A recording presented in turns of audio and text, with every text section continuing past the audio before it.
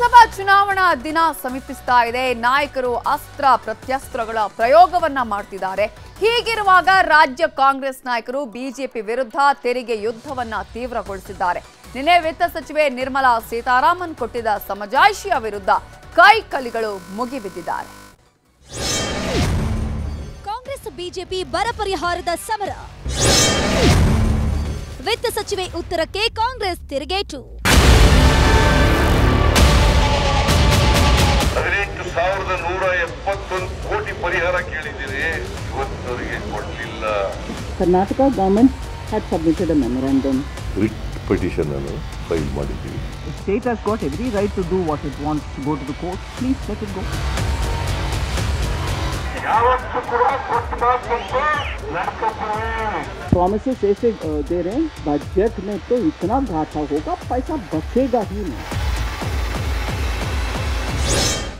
ಲೋಕಸಭೆ election ಶುರುವಾದಾಗಿನಿಂದಲೂ ಕೇಂದ್ರದ ವಿರುದ್ಧ ಕಾಂಗ್ರೆಸ್ ಅನುದಾನ ತಾರತಮ್ಯ ಹಾಗೂ ಬರ ಪರಿಹಾರದ ಅಸ್ತ್ರವನ್ನ ಪ್ರಯೋಗಿಸಿ ನಮ್ಮ ತೆರಿಗೆ ನಮ್ಮ ಹಕ್ಕು ಹೆಸರಲ್ಲಿ ಹೋರಾಟವನ್ನ ಮಾಡ್ತಿದೆ.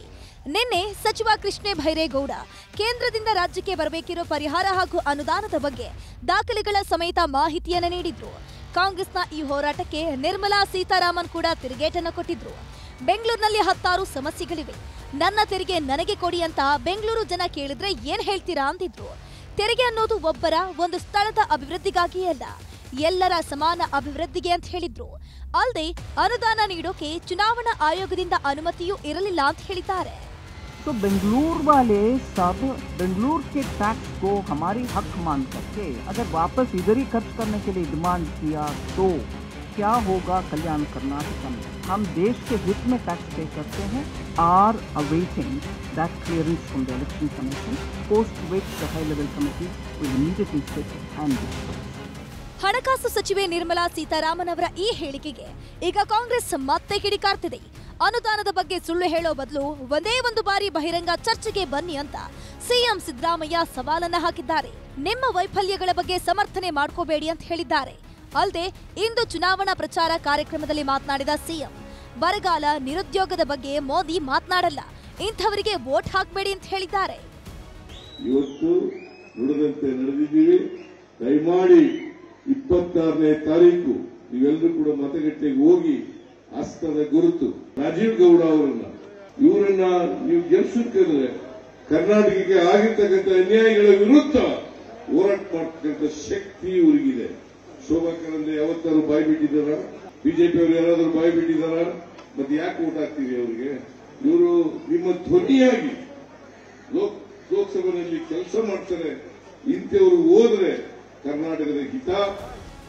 ಅನುದಾನ ನೀಡೋಕೆ ಆಯೋಗ ಅನುಮತಿಯನ್ನ ಕೊಡ್ಲಿಲ್ಲ ಅನ್ನೋ ನಿರ್ಮಲಾ ಸೀತಾರಾಮನ್ ಹೇಳಿಕೆಗೆ ಡಿಸಿಎಂ ಡಿಕೆ ಶಿವಕುಮಾರ್ ತಿರುಗೇಟನ್ನು ಕೊಟ್ಟಿದ್ದಾರೆ.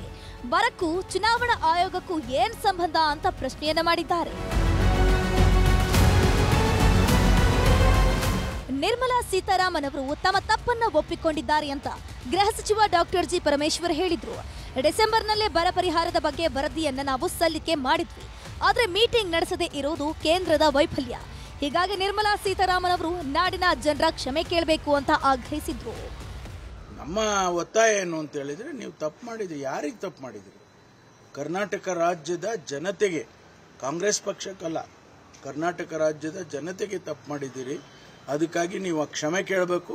ನಾನು ರೆಪ್ರೆಸೆಂಟ್ ಮಾಡುವ ಸ್ಟೇಟಿಗೆ ಕಾನೂನಾತ್ಮಕವಾಗಿ ಕೊಡಬೇಕಾದದ್ದನ್ನು ಕೊಡಬೇಕು ಅನ್ನುವಂಥ ಕನಿಷ್ಠನ ಇದು ನಾವು ಅವ್ರಿಗೆ ಇಲ್ಲದೆ ಹೋದರೆ ನಾವು ಏನು ಹೇಳೋಕ್ಕಾಗುತ್ತೆ? ಅದಕ್ಕೆ ರಾಜ್ಯದ ಜನರ ಕ್ಷಮೆಯನ್ನು ಕೇಳಬೇಕು, ಜೊತೆಗೆ ಬೇಗ ನಮಗೆ ಪರಿಹಾರವನ್ನು ಕೊಡಬೇಕು. ಇದಕ್ಕೆ ಯಾವ ಎಲೆಕ್ಷನ್ ಕಮಿಷನ್ನು ಬರ ಪರಿಹಾರಕ್ಕೆ ಅಡ್ಡ ಬರೋದಿಲ್ಲ. ಇನ್ನು ನಿರ್ಮಲಾ ಅವರ ಹೇಳಿಕೆಗೆ ಸಚಿವ ಪ್ರಿಯಾಂಕ್ ಖರ್ಗೆ ಕೂಡ ಕೌಂಟರ್ ಕೊಟ್ಟಿದ್ದಾರೆ. ನಿರ್ಮಲಾ ಅವರು ಅಮಿತ್ ಶಾ ಅವರ ದಾರಿಯನ್ನ ತಪ್ಪಿಸುತ್ತಿದ್ದಾರೆ.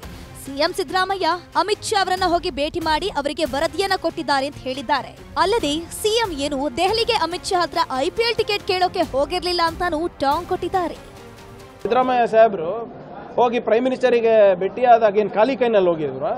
ಇದೇ ಮೆಮೊರಾಂಡಮ್ ತಾನೇ ತಗೊಂಡು ಕೊಟ್ಟಿರೋದು. ನಿರ್ಮಲಾ ಸೀತಾರಾಮನ್ ಅವರಿಗೆ ಭೇಟಿಯಾದಾಗ ಖಾಲಿ ಕೈನಲ್ಲಿ ಹೋಗಿದ್ರ? ಇದೇ ಕೇಂದ್ರದ ತಂಡದ ಒಂದು ಮೆಮೊರಾಂಡಮ್ ತಾನೇ ತಗೊಂಡೋಗಿರೋದು. ಅಮಿತ್ ಶಾ ಅವರಿಗೆ ಕೊಟ್ಟಾಗ ಏನು ಖಾಲಿ ಕೈಗೆ ಹೋಗಿದ್ರ? IPL ಟಿಕೆಟ್ ಕೇಳಕ್ಕೆ ಹೋಗಿದ್ರ ಅವರು ಜಯಶಾ ಹತ್ರ? ಔಟ್ರೈಟ್ ಆಗಿ ಸುಳ್ಳು ಹೇಳ್ತಾ ಇದಾರಲ್ಲ ಇದು ಇಲ್ಲಿ ಬಂದು. ಸದ್ಯ ಬಿಜೆಪಿ ಹಾಗೂ ಕಾಂಗ್ರೆಸ್ ನಡುವೆ ಬರ ಪರಿಹಾರದ ಅನುದಾನಕ್ಕಾಗಿ ಫೈಟ್ ನಡೀತಾ ಇದೆ. ವಿತ್ತ ಸಚಿವೆಯ ಸಮರ್ಥನೆ ಮತ್ತೊಂದು ಸುತ್ತಿನ ಅನುದಾನದ ಸಮರಕ್ಕೆ ಕಾರಣವಾಗಿದೆ. Bureau report, news 18.